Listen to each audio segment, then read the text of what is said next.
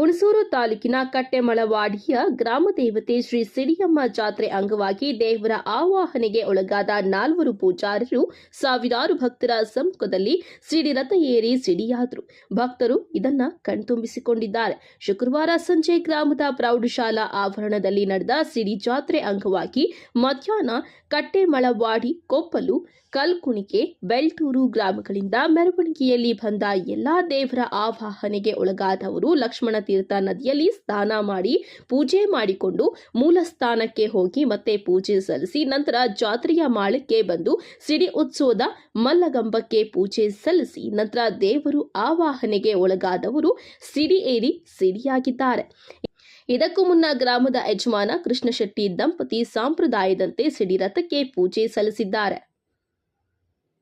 ಸಿಡಿ ನಂತರ ರಥಕ್ಕೆ ಹರಕೆ ಹೊತ್ತವರು ಜೀವಂತ ಕೋಳಿಯನ್ನ ಎಸೆದು ಹರಕೆ ತೀರಿಸಿದ್ರೆ ನವ ದಂಪತಿಗಳು ಭಕ್ತರು ಹಣ್ಣು ದವನ ಎಸೆದು ಭಕ್ತಿ ಭಾವ ಮೆರೆದಿದ್ದಾರೆ. ಇನ್ನು ಸಂಪ್ರದಾಯದಂತೆ ಸಿಡಿ ರಥವನ್ನ ತಾಂಡವ ಮೂರ್ತಿ ಮತ್ತು ಬಸವಣ್ಣಾಚಾರ್ ಮತ್ತವರ ತಂಡ ನಿರ್ಮಿಸಿದ್ದಾರೆ.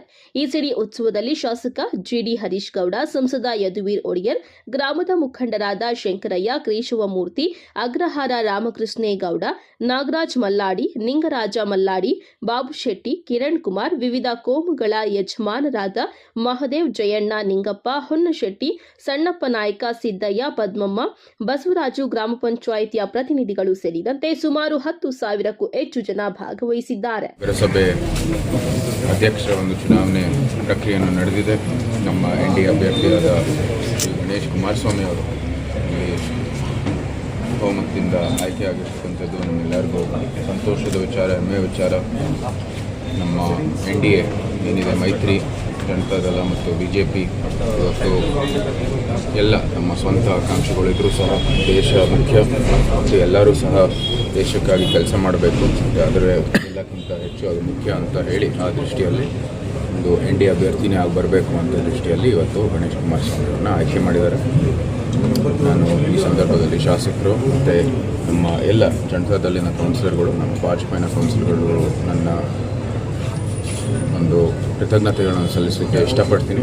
ಮುಖ್ಯವಾಗಿ ನಮ್ಮ ಇಂಡಿಪೆಂಡೆಂಟ್ ಕೌನ್ಸಿಲರ್ಗಳು ಸಹ ನಮ್ಮದು ಮತವನ್ನು ನೀಡಿದ್ದಾರೆ. ಅವ್ರಿಗೆ ಕೂಡ ನಾನು ಅಭಿನಂದನೆಗಳನ್ನು ಸಲ್ಲಿಸುತ್ತೇನೆ.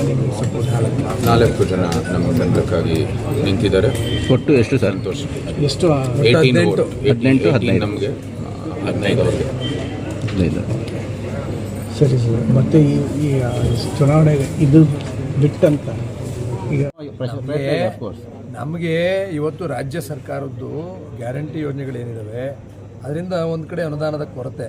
ನಮ್ಮ ನಗರಸಭೆ ವ್ಯಾಪ್ತಿಗೆ, ನಮ್ಮ ನಗರಸಭೆ ವ್ಯಾಪ್ತಿಯ ಓನ್ ಫಂಡ್ ಬಿಟ್ಟರೆ ಸರ್ಕಾರದಿಂದ ಇದುವರೆಗೂ ಒಂದೇ ₹1 ಅನುದಾನ ಬಂದಿಲ್ಲ. ನಗರೋತ್ಥಾನ ಹೊರತುಪಡಿಸಿ SFC ಗ್ರ್ಯಾಂಟ್ ನಗರೋತ್ಥಾನ ಬಂತು ಒಂದು 3.5 ಕೋಟಿ. ಅದು ಹೊರತುಪಡಿಸಿ 3.5 ಪ್ಲಸ್ ಒಂದು 5 ಕೋಟಿ, 8.5 ಕೋಟಿ ಬಂದಿದೆ. ಬಿಟ್ಟರೆ 15th ಫೈನಾನ್ಸು ಕೇಂದ್ರ ಸರ್ಕಾರದ ಯೋಜನೆ, ನಮ್ಮ ನಗರಸಭೆಯ ಓನ್ ಫಂಡ್ಸ್ ಏನು ಟ್ಯಾಕ್ಸ್ ಕಲೆಕ್ಷನ್ ಆಗಿದೆ ಅದರಿಂದ ಅಭಿವೃದ್ಧಿಯನ್ನು ಮಾಡ್ತಾ ಇದ್ದೀವಿ. ನಾನು ರಾಜ್ಯ ಸರ್ಕಾರಕ್ಕೆ ಈ ಸಂದರ್ಭದಲ್ಲಿ ನಾನು ಸಂಸದರು ಇಬ್ಬರು ಸೇರಿ ಮನವಿಯನ್ನು ಮಾಡ್ತೀವಿ. ದಯಮಾಡಿ ಹುಣಸೂರು ತಾಲೂಕಿನಲ್ಲಿ ಸರಿಯಾದಂಥ UGD ವ್ಯವಸ್ಥೆ ಇಲ್ಲ, ಜೊತೆಗೆ ನಮಗೆ ರಸ್ತೆ ಚರಂಡಿಗಳ ಅಭಿವೃದ್ಧಿ ಆಗಿಲ್ಲ. ದಯಮಾಡಿ ಆ ಕಡೆ ಗಮನ ಕೊಡಬೇಕು, ಹೆಚ್ಚಿನ ಅನುದಾನವನ್ನು ಕೊಡಬೇಕು ಅಂತಕ್ಕಂಥ ಒತ್ತಾಯವನ್ನು ನಾವು ಇಬ್ಬರು ಸೇರಿ ಮಾಡ್ತೀವಿ. ಲಕ್ಷ್ಮಣ ತೀರ್ಥ ಉಳಿವಿಗಾಗಿ ಒಂದು ಯೋಜನೆ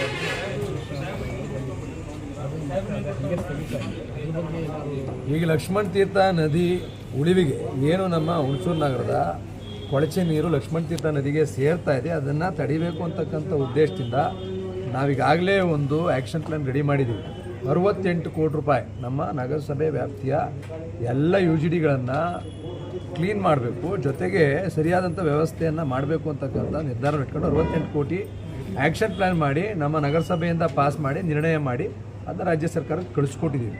ಬಹುಶಃ 68 ಕೋಟಿ ನಮಗೆ ರಾಜ್ಯ ಸರ್ಕಾರದವ್ರು ಕೊಟ್ಟಿದ್ದೇ ಆದರೆ ಸಂಪೂರ್ಣವಾಗಿ ನಗರಸಭೆ ನಮ್ಮ ಲಕ್ಷ್ಮಣ ತೀರ್ಥ ನದಿಯ ಸಂರಕ್ಷಣೆ ಆಗುತ್ತೆ.